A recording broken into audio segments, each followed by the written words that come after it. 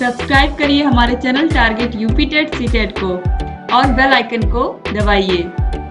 Hello friends, मैं रेनू स्वागत करती हूँ आप सभी भावी अध्यापक एवं अध्यापिकाओं का आपके अपने ही channel target UP TET CTET में। दोस्तों जितने भी दीक्षा ऐप पर जितने भी कोर्सेज चल रहे हैं सभी विषयों के, हम सभी विषयों के क्वेश्चन आंसर्स को करा रहे हैं, सभी विषयों के मॉड्यूल को कंप्लीट करा रहे हैं। हिंदी विषय के टोटल 10 मॉड्यूल ऑलरेडी कंप्लीट करा दिया है हमने, तो 1.10 तक कंप्लीट करा दिया है हमने। अब यहाँ पर हम 2.1 यानी कि 2.1, 2.2, 2.3 के अलावा 3.1, 3.2 और 3.3 यानी कि मॉड्यूल नंबर 11 से लेकर के मॉड्यूल नंबर 16 तक करेंगे इस वीडियो में। तो चलिए हम स्टार्ट करते हैं सबसे पहले 2.1 यानी कि मॉड्यूल नंबर 11। तो आप सभी वीडियोस को देख सकते हैं, हर एक विषय के हमने सभी मॉड्यूल्स को करा दिया है, आप देखिए। और जहाँ कहीं कोई समस्या आ रही है आप हमसे पूछिए, आपकी सभी समस्याओं का समाधान हम करेंगे। तो दोस्तों चलिए स्टार्ट करते हैं। तो पहला क्वेश्चन है मॉड्यूल नंबर 2.1 या 11 में, सुधा शब्द का विलोम है अमृत, पानी, घी या गरल। तो राइट आंसर है गरल।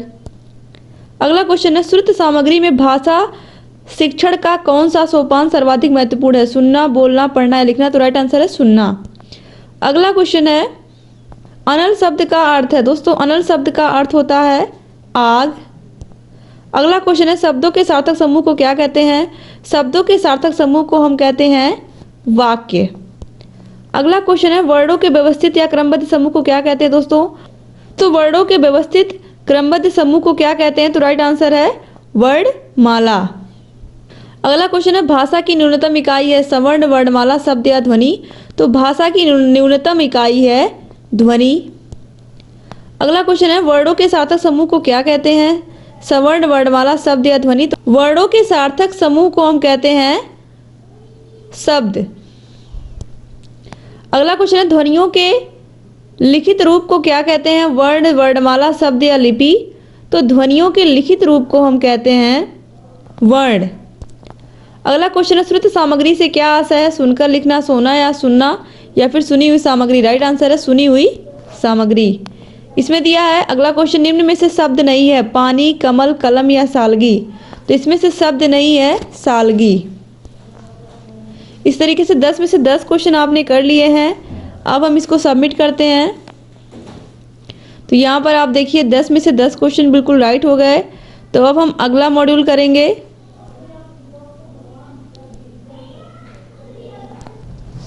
मॉड्यूल नंबर 2.2 है या मॉड्यूल नंबर 12 भी आप इसको कह सकते हैं। तो इसमें देखिए कितने क्वेश्चन दिए हुए हैं, सभी को हम करेंगे। और पहला क्वेश्चन दिया हुआ है आँख का तारा होना मुहावरे का क्या अर्थ है? तारा हो जाना, आँख के पास होना, अत्यधिक प्रिय होना या कम प्रिय होना। दोस्तों आँख का तारा होना मुहावरे का अर्थ है अत्यधिक प्रिय होना। ऑप्शन 3 जो है बिल्कुल सही है। अगला क्वेश्चन है लिंग, वचन, काल आदि के आधार पर किसका परिवर्तन नहीं होता है? मुहावरा, लोकोक्ति, दोनों या उपयुक्त में से कोई नहीं। दोस्तों राइट आंसर है लोकोक्ति। अगला क्वेश्चन है बकरे की माँ कब तक खैर बनाएगी किस प्रकार की लोकोक्ति है? कथा पर आधारित, परंपरा पर आधारित, घटना पर आधारित या फिर उपयुक्त सभी। तो राइट आंसर है परंपरा पर आधारित। अगला क्वेश्चन है निम्नलिखित में से किसका वाच्यार्थ नहीं लिया जा सकता? लोकोक्ति, शब्द, कहावत या मुहावरा। तो राइट आंसर है मुहावरा। अगला क्वेश्चन है लोकोक्ति कैसा शब्द है? तत्सम, तद्भव, देशज या विशेषी। दोस्तों जो लोकोक्ति है यह एक तत्सम शब्द है।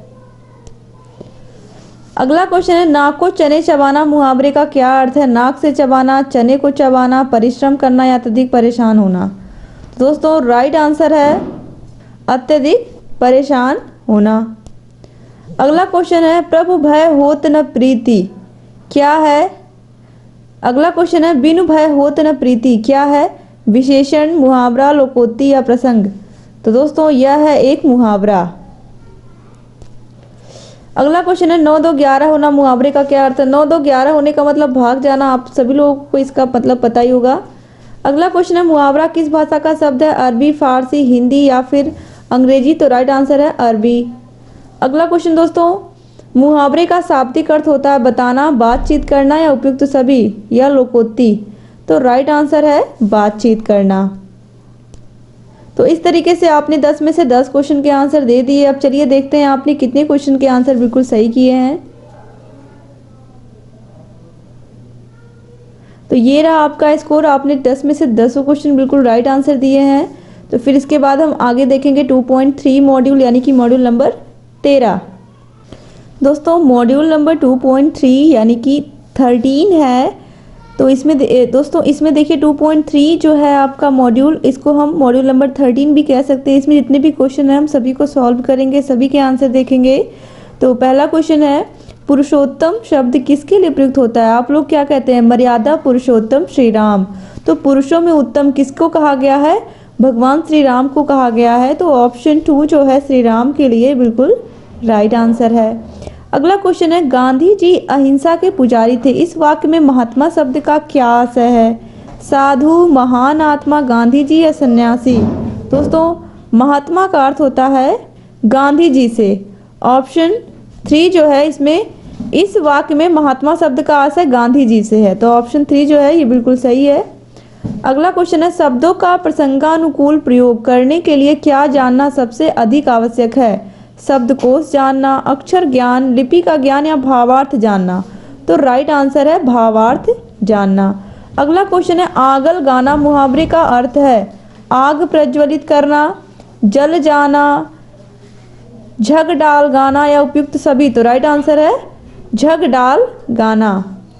अगला क्वेश्चन है, देश के पूर्व राष्ट्रपति प्रणब मुखर्जी का वध हो गया। इस वाक्य में वध के स्थान पर कौन सा शब्द उपयुक्त होगा? निधन, हत्या, मृत्यु या शहीद? तो दोस्तों सही शब्द होगा निधन। अगला क्वेश्चन है, गिरिधर बराबर श्री कृष्ण रेखांकित शब्द में समास है। तो दोस्तों जो गिरिधर है यह हम भगवान श्री कृष्ण के लिए इस शब्द का प्रयोग करते हैं। तो इसमें कौन सा समास होगा? ऑप्शंस में दिया हुआ अव्ययी, तत्पुरुष, कर्मधारय या बहुव्रीहि? राइट आंसर है बहुव्रीहि समास। अगला क्वेश्चन है, जलपान का भावार्थ बताइए। जल का पान करना, अल्पाहार या नाश्ता, जल ग्रहण करना या जल पीना? सही आंसर है दोस्तों इसका अल्पाहार या नाश्ता। अगला क्वेश्चन है, अधजल गगरी छलकत जाए। लोकोक्ति का भावार्थ है गगरी छलकती है, आधा जली हुई गगरी, अधिक ज्ञानी व्यक्ति बहुत बोलता है या कम ज्ञानी व्यक्ति बहुत बोलता है? राइट आंसर इसमें है कम ज्ञानी व्यक्ति अधिक बोलता है। अगला क्वेश्चन है, प्रसंगानुकूल से क्या आशय है? प्रसंग और अनुकूल, प्रसंग अनुकूल, प्रसंग के अनुकूल या उपयुक्त सभी? तो राइट आंसर है प्रसंग के अनुकूल। नेक्स्ट क्वेश्चन है, पंकज का अर्थ है कीचड़, कमल, बादल या पानी? तो राइट आंसर है कमल। तो इस तरीके से 10 में से 10 क्वेश्चन आपने कर लिए। मॉड्यूल नंबर 2.3 भी आपने कंप्लीट कर लिया। अब चलिए इसको हम सबमिट करते हैं। और यहाँ पर आपने देखिए 10 में से 10 स्कोर कर लिया, यानी कि मॉड्यूल नंबर 13 भी आपका कंप्लीट हो गया। अब हम मॉड्यूल नंबर 3.1 यानी कि 14 नंबर का मॉड्यूल हम करेंगे। मॉड्यूल नंबर 3.1 यानी कि 14 में पहला क्वेश्चन है, महात्मा गांधी का पूरा नाम क्या था? बापू गांधी मोहनदास करमचंद गांधी या मोहन बापू गांधी? आप सभी को पता है कि महात्मा गांधी जी का पूरा नाम मोहनदास करमचंद गांधी है। ऑप्शन 3 बिल्कुल सही है। अगला क्वेश्चन है, 26 जनवरी परेड की सलामी कौन लेता है? राष्ट्रपति, उपराष्ट्रपति, मुख्यमंत्री या प्रधानमंत्री? तो दोस्तों 26 जनवरी की जो परेड होती है उसकी सलामी राष्ट्रपति लेते हैं। तो ऑप्शन 1 जो है ये बिल्कुल सही है। अगला क्वेश्चन है, 15 अगस्त परेड की सलामी कौन लेता है? राष्ट्रपति, उपराष्ट्रपति, मुख्यमंत्री या प्रधानमंत्री? राइट आंसर है प्रधानमंत्री। अगला क्वेश्चन है, 2 अक्टूबर क्यों मनाया जाता है? आप सभी लोगों को पता है कि 2 अक्टूबर हम क्यों मनाते हैं। 2 अक्टूबर के दिन महात्मा गांधी जो हमारे राष्ट्रपिता हैं उनका जन्म दिवस मनाया जाता है। तो यहाँ पर आप देखिए ऑप्शन 4, इस दिन महात्मा गांधी का जन्म हुआ था, ये बिल्कुल सही आंसर है। अगला क्वेश्चन है, 26 जनवरी क्यों मनाते हैं? हम सभी को पता है 26 जनवरी को इसी दिन हमारे देश का संविधान अंगीकृत किया गया था, यानी कि ऑप्शन 3 जो है ये बिल्कुल सही ऑप्शन है। अगला क्वेश्चन है, 15 अगस्त क्यों मनाते हैं? आपको पता है इसी दिन हमारा देश भारत अंग्रेजी शासन से आज़ाद हुआ था। अगला क्वेश्चन है, 2 अक्टूबर को किस नाम से जानते हैं? आप सभी को पता है 2 अक्टूबर हम गांधी जयंती के नाम से जानते हैं। नेक्स्ट क्वेश्चन है 26 जनवरी को किस नाम से जानते हैं? दोस्तों 26 जनवरी को हम गणतंत्र दिवस के नाम से जानते हैं। अगला क्वेश्चन है 15 अगस्त को किस नाम से जानते हैं? आप लोगों को ये भी पता है 15 अगस्त को हम स्वतंत्रता दिवस के रूप में जानते हैं। नेक्स्ट क्वेश्चन है निम्न में से भारत के राष्ट्रीय पर्व कौन से हैं? तो भारत के राष्ट्रीय पर्व 15 अगस्त, 26 जनवरी और 2 अक्टूबर है, यानी कि ऑप्शन 4 जो है ये बिल्कुल सही आंसर है। इस तरीके से 10 में से 10 क्वेश्चन के आंसर आपने दे दिए। अब इसको सबमिट कर देते हैं हम। तो यहाँ पर 10 में से 10 क्वेश्चन आपने बिल्कुल सही किया। मॉड्यूल नंबर 3.1 भी आपने कंप्लीट कर लिया, यानी कि 14 नंबर तक आपने कंप्लीट कर लिया। फिर अभी हम अगला देखते हैं। दोस्तों मॉड्यूल नंबर 3.2 यानी कि 15वां मॉड्यूल है। यहाँ पर आप देखिए पहला क्वेश्चन है कत्की मेला किस शहर में आयोजित किया जाता है? लखनऊ में, बांदा में, गोरखपुर में या नासिक में? राइट आंसर है बांदा में। अगला क्वेश्चन है कक्षा 1 की शिक्षिका मेला चित्र में दिख रहे दृश्य वस्तुओं पर बच्चों के साथ चर्चा कर रही हैं। इससे वह बच्चों में किस क्षमता का विकास कर रही हैं? अनुमान लगाना, कल्पनाशीलता, तर्क वितर्क करना या उपयुक्त सभी? तो राइट आंसर है उपयुक्त सभी। अगला क्वेश्चन है मेला विषय पर शिक्षण बच्चों के लिए सहायक है। लेखन कौशल विकास, शब्दावली विकास, कल्पना शक्ति का विकास या उपयुक्त सभी? तो दोस्तों राइट आंसर है उपयुक्त सभी। अगला क्वेश्चन है निम्नलिखित में कौन सुमेलित नहीं है? नौचंदी का मेला बलिया, रामनगरिया मेला सहारनपुर, बटेश्वर मेला आगरा या सिद्धपीठ शाकुंभरी मेला फर्रुखाबाद? राइट आंसर है ऑप्शन 1 नौचंदी का मेला बलिया। दोस्तों नौचंदी का मेला मथुरा में लगता है, नौचंदी का मेला मेरठ में लगता है और यहाँ पर दिया हुआ है बलिया, तो ये सुमेलित नहीं है। अगला क्वेश्चन है जब किसी एक स्थान पर बहुत से लोग किसी सामाजिक, धार्मिक एवं व्यापारिक या अन्य कारणों से एकत्र होते हैं तो उसे डैश कहते हैं? धार्मिक मेला, व्यापार, जन्मोत्सव या विवाह? तो उसे हम कहते हैं धार्मिक मेला। अगला क्वेश्चन है मेला के प्रकार हैं धार्मिक मेला, व्यापारिक मेला, पुस्तक मेला या उपयुक्त सभी? तो राइट आंसर है उपयुक्त सभी। अगला क्वेश्चन है मेला के प्रकार हैं धार्मिक मेला, व्यापारिक मेला, पुस्तक मेला या उपयुक्त सभी? तो राइट आंसर है उपयुक्त सभी। अगला क्वेश्चन है नौचंदी का मेला किस शहर में आयोजित किया जाता है? अभी मैंने आपको बताया है नौचंदी का मेला मेरठ शहर में आयोजित किया जाता है, तो ऑप्शन 2 जो है बिल्कुल सही है। अगला क्वेश्चन है कुंभ मेला किस शहर में आयोजित नहीं होता है? हरिद्वार में, प्रयागराज में, बनारस में या नासिक में? दोस्तों बनारस में कुंभ मेला आयोजित नहीं होता है। नेक्स्ट क्वेश्चन है दादरी मेला किस शहर में आयोजित किया जाता है? लखनऊ में, बलिया में, गोरखपुर में या नासिक में? तो राइट आंसर है बलिया में। अगला क्वेश्चन है महाकुंभ कितने वर्षों के अंतराल में होता है? तो महाकुंभ टोटल 12 वर्षों के अंतराल पे होता है। तो इस तरीके से आपने सभी क्वेश्चन के आंसर दे दिए। 11 में से 11 क्वेश्चन आपने किए हैं। तो चलिए देखते हैं कितने क्वेश्चन आपने सही किए हैं। आपने 11 में से 11 क्वेश्चन सही किए हैं। तो फिर अब हम चलते हैं आपके अगला मॉड्यूल देखते हैं। दोस्तों मॉड्यूल नंबर 3.3 है या फिर मॉड्यूल नंबर 16 भी आप इसे बोल सकते हैं। इसमें हम जितने भी क्वेश्चन हैं सभी को कराएंगे। तो पहला क्वेश्चन देखिए है किसे देखकर रोजा खत्म होता है या किसे देखकर रोजा खत्म होता है और ईद मनाई जाती है? सूर्य, तारों, चांद या उल्कापिंड? आपको अच्छे से पता है कि ईद मनाई जाती है चांद देखने के बाद, तो ऑप्शन 3 जो है ये बिल्कुल राइट आंसर है। अगला क्वेश्चन है रोजे के उपवास किस त्योहार में किया जाता है?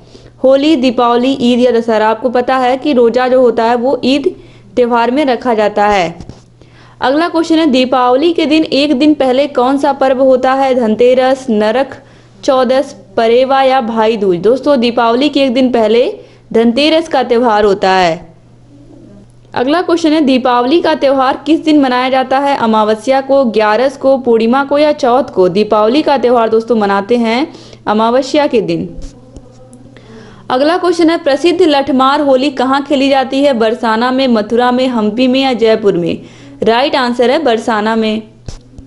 अगला क्वेश्चन है हिरण्यकश्यप की बहन का क्या नाम था? होलिका, होली, होलिमा या हिडिंबा? राइट आंसर है दोस्तों हिरण्यकश्यप की बहन का नाम होलिका था। अगला क्वेश्चन है किस हिंदू माह में होली के त्यौहार को मनाते हैं? माघ, बैसाख, फाल्गुन या पौषा? तो आपको पता है कि फाल्गुन के महीने में होली का त्यौहार मनाया जाता है। अगला क्वेश्चन है, होली को और किस नाम से जानते हैं? रंगों का त्यौहार, रंग पंचमी, बसंतोत्सव या उपरोक्त सभी? तो दोस्तों होली को इन सभी के नाम से हम जानते हैं। अगला क्वेश्चन है, निम्नलिखित में से त्योहार में सूर्य की पूजा की जाती है? किस त्योहार में सूर्य की पूजा की जाती है? छठ, होली, दीपावली या इनमें से कोई नहीं? दोस्तों छठ के पर्व में हम सूर्य की पूजा करते हैं। अगला क्वेश्चन है, निम्नलिखित में से कौन सा हिंदू पर्व थारू जनजाति द्वारा शोक पर्व के रूप में मनाया जाता है? होली, नागपंचमी, दशहरा या दीपावली? राइट आंसर है दीपावली। इस तरीके से 10 में से 10 क्वेश्चन आपने कर लिए। अब इसको हम सबमिट कर देंगे और देखेंगे हमने कितने क्वेश्चन के आंसर बिल्कुल सही किए हैं। तो यहाँ पर आप देखिए आपका स्कोर 10 आउट ऑफ 10 है। आपने सभी क्वेश्चन के आंसर बिल्कुल सही दिए हैं। तो इस तरीके से आप लोगों का मॉड्यूल नंबर 16 तक यानी कि मॉड्यूल नंबर 3.3 तक कंप्लीट करा दिया हमने।